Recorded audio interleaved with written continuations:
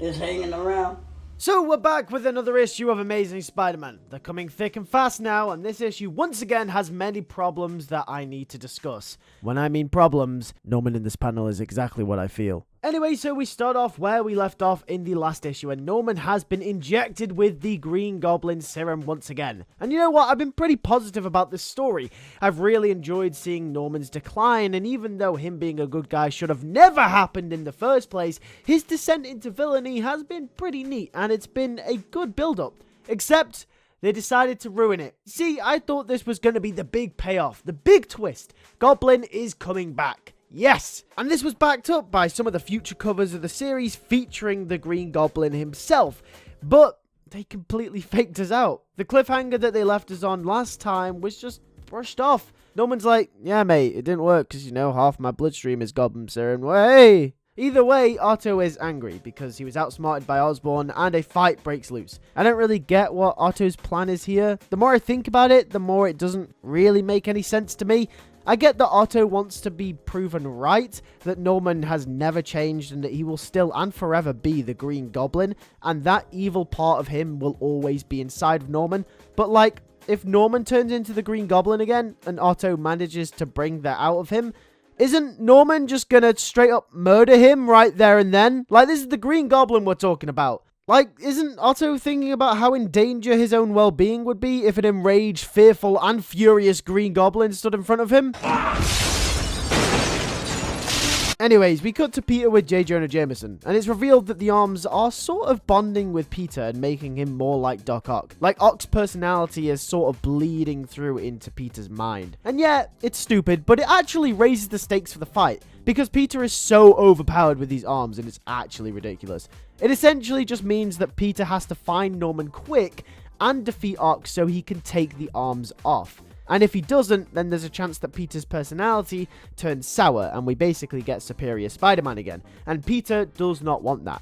And I think that's really great because it adds stakes to the fight, it raises the tension, and it gives Peter a reason to try and find Norman more quickly. Peter ends up tracking down Norman and Otto, and Norman is gonna die?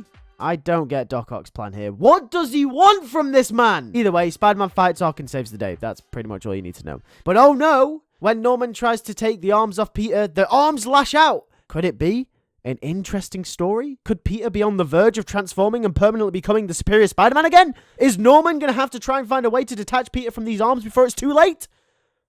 Nope. Peter just says they're best friends and the arms are cool with it. Yep, it's, you know, it is what it is. This was such a cool place to start a decently high-stakes story, and they decided against it. Peter's choice to wear the arms so he could save Norman would have been a selfless consequence, which is the most Spider-Man decision I have ever heard. And since Peter can't get them off, it would have been the most Spider-Man thing to happen to the whole series, but they decided against it. Not only that, but Norman could have totally benefited from this as well. And his and Peter's relationship could have been totally solidified, and it would have made this whole thing 10 times better. So, yeah, you can see I'm frustrated.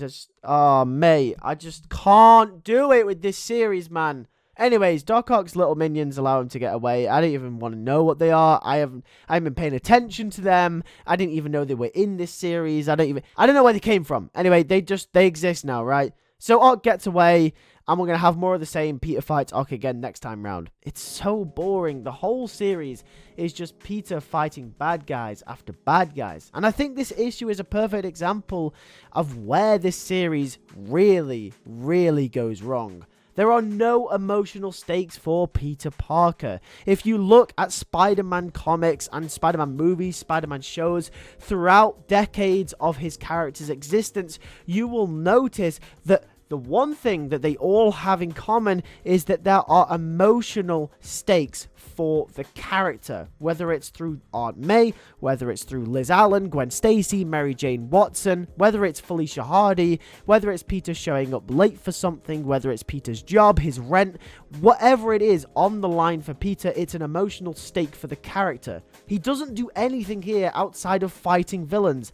And you know what? Sometimes that's okay. But at least throw Black Cat in there. Then you have someone that Peter cares about riding on the success of the outcome of the battles struggles that Peter faces. There is no stakes here. Peter hasn't worked, he hasn't dated, he hasn't lived in this run since I can remember. And maybe there were scenes where he did in this run, but it was so long ago that it really just doesn't affect the story. Heck, I'm pretty sure that they ditched the Peter paying his rent story. I don't even know where that has gotten to. They haven't mentioned it, like, since the first couple of issues. I might seem like I'm contradicting myself because this issue does end with a deep confrontation between Peter and Norman, talking about Kamala's death and how it has affected them. And while this is a good scene, and don't get me wrong, it is pretty well written, it doesn't really mean anything. It's really, really hollow. There is no substance to this because all the things that Norman talks about with Kamala, talking about how their relationship was great, expressing how they used to banter with one another, we were never shown it. The number one rule of storytelling is show, don't tell. You have to show the audience that a character is the way that they are. You don't tell them. You have to show the audience how a relationship is portrayed. Don't tell them. I haven't even written anything professionally. I'm an amateur writer fresh out of university with only a degree under my belt and no experience, but damn do I understand the basics of storytelling. This is shallow, soft, it's a Saturday morning kids cartoon. And yes, Spider-Man can be for kids, but Spider-Man isn't just that. The character relies on its emotion, its depth, which this run has absolutely none of, and it's proven by this issue. I know Zeb Wells is a good writer. I know it. I've said it before. But please, we need a reset. We need a new story, a fresh take on the character, because this is honestly the most dishonest way to treat this amazing character.